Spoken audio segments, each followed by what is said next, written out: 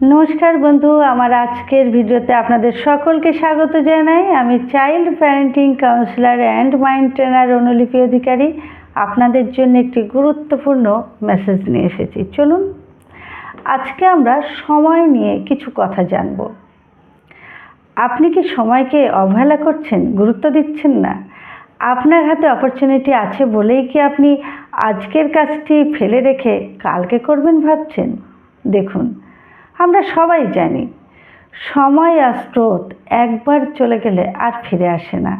তাই সময়কে বিনামূল্যে পাওয়া যায় বলেই সময়কে অবহেলা করবেন না।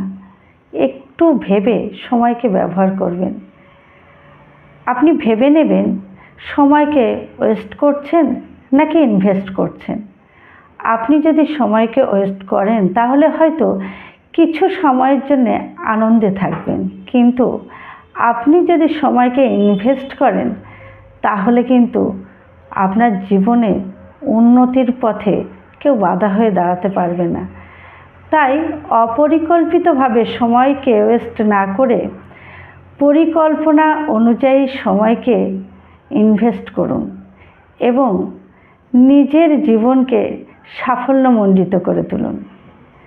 আমার ভিডিওটি যদি আপনাদের ভালো লাগে তাহলে একটি লাইক কমেন্ট করে আমাকে উৎসাহ দেবেন পরবর্তীতে আরও ভিডিও তৈরি করার জন্য।